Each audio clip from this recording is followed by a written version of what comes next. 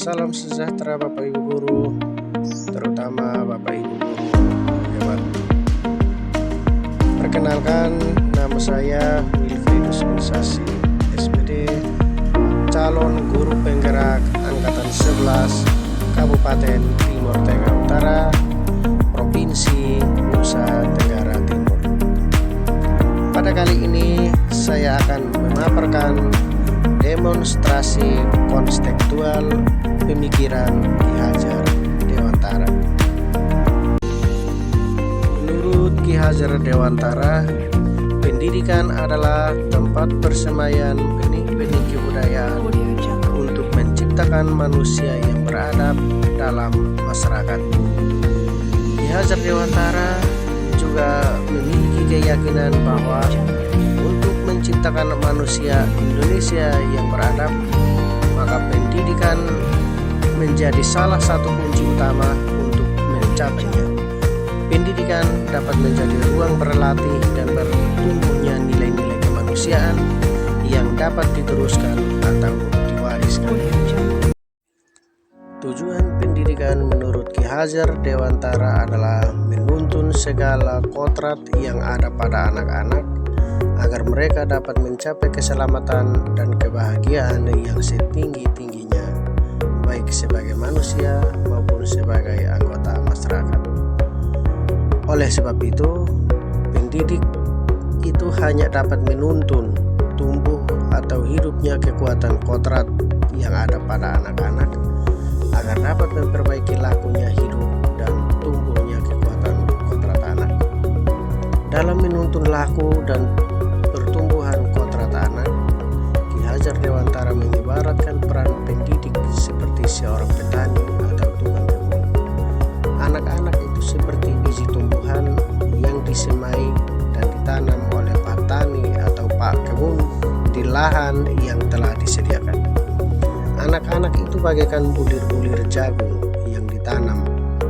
Bila biji jagung ditempatkan di tanah yang subur dengan mendapatkan sinar matahari dan pengairan yang baik, maka meskipun biji jagung adalah bibit jagung yang kurang baik, dapat tumbuh dengan baik karena perhatian dan perawatan dari pak tani. Dalam proses menuntun, anak diberi kebebasan, namun pendidik sebagai pamong dalam memberi tuntunan dan arahan agar anak tidak kehilangan arah dan membahayakan dirinya. Seorang pendidik dapat memberikan tuntunan agar anak dapat menemukan kemerdekaannya dalam belajar. Anak juga secara sadar memahami bahwa kemerdekaan dirinya juga mempengaruhi kemerdekaan anak lain.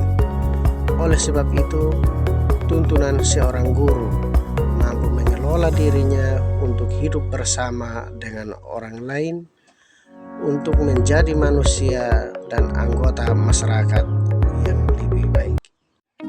Ide atau gagasan yang dirumuskan oleh Ki Hajar Dewantara adalah: yang pertama, trikon pendidikan atau semboyan pendidikan; yang kedua, asas trikon; yang ketiga, kodrat anak; yang keempat, pembelajaran yang berpihak pada murid; dan yang kelima adalah budi pekerti. Semboyan pendidikan yang dirumuskan oleh Ki Hajar Dewantara: yang pertama, ingarso sung tulodo, yang artinya guru berada di depan untuk menjadi contoh atau panutan. Seorang guru harus memberi teladan yang baik sehingga dapat digugu dan ditiru oleh siswa, baik dalam perkataan, sikap, pola pikir maupun perbuatannya.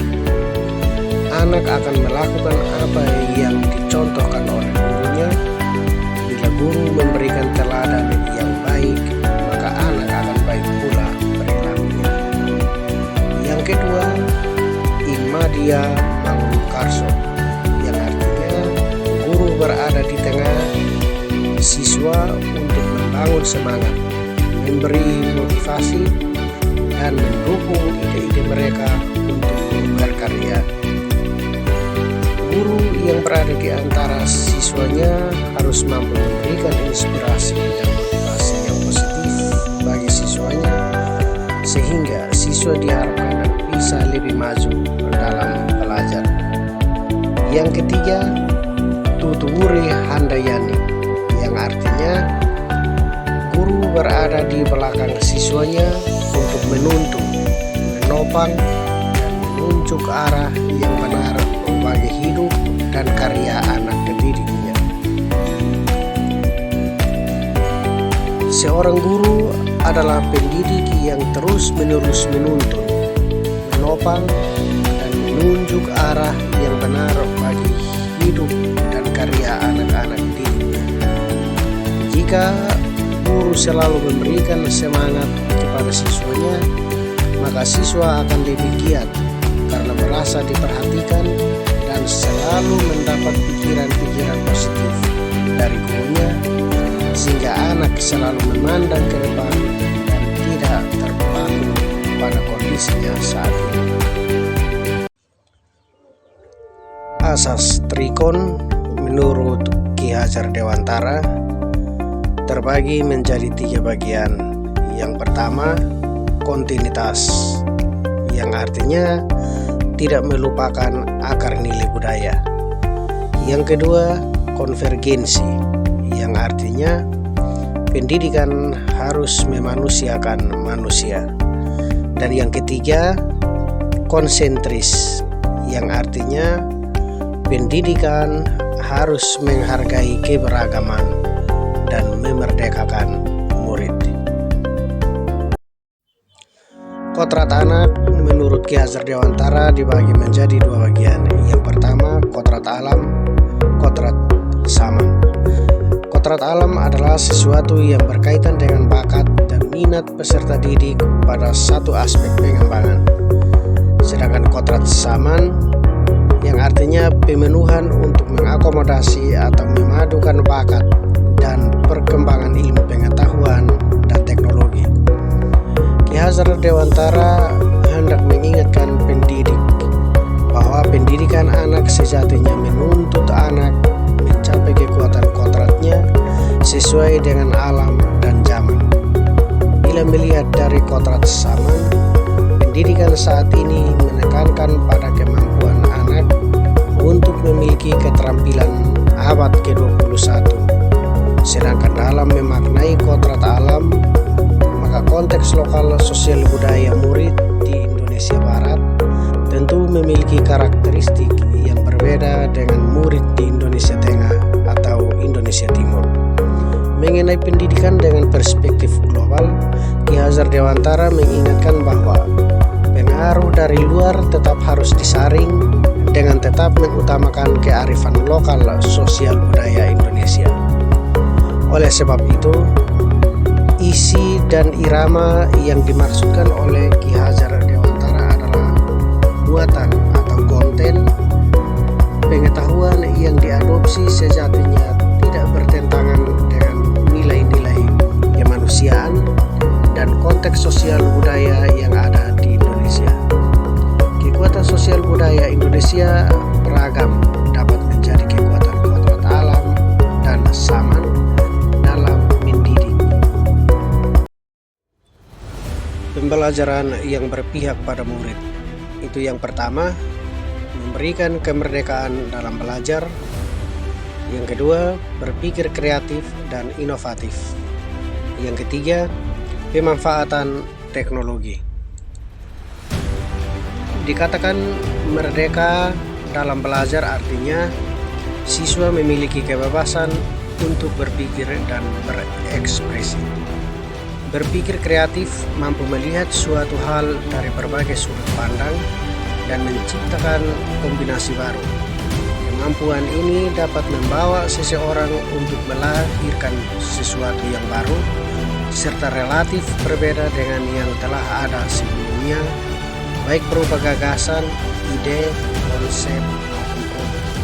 Kreativitas guru sebagai pemimpin dalam proses pembelajaran sangat penting guna membangun lingkungan belajar yang interaktif serta inspiratif. Pembelajaran kreatif dapat menumbuhkan minat dan semangat belajar para peserta didik. Guru merupakan fasilitator yang sejatinya dalam proses pembelajaran mampu memberi keleluasan kepada peserta didik. Dalam mengoptimalkan proses pembelajaran, tidak ada batasan bagi guru untuk menggunakan peralatan yang sesuai dan dapat membantunya mempermudah proses pemahaman materi pada peserta didik. Budi pekerti dapat dibagi menjadi 3 bagian. Yang pertama, cipta atau kognitif, karsa atau afektif, dan karya atau psikomotor. Lebih lanjut, Ki Hajar Dewantara menjelaskan, keluarga menjadi tempat yang utama dan paling baik untuk melatih pendidikan sosial dan karakter baik bagi seorang anak. Keluarga merupakan tempat bersemayamnya pendidikan yang sempurna bagi anak untuk melatih kecerdasan budi pekerti atau pembentukan watak individual. Keluarga juga merupakan sebuah ekosistem kecil untuk mempersiapkan hidup anak dalam bermasyarakat dibanding dengan institusi lainnya. Alam keluarga menjadi ruang bagi anak untuk mendapatkan teladan, tuntunan, pengajaran dari orang tua. Oleh sebab itu, peran orang tua sebagai guru, penuntun, dan pemberi teladan menjadi sangat penting dalam pertumbuhan karakter baik anak. Demikian demonstrasi konstekstual saya, semoga bermanfaat. Jadilah guru penggerak yang selalu tergerak, bergerak, dan menggerakkan. Sekian dan terima kasih.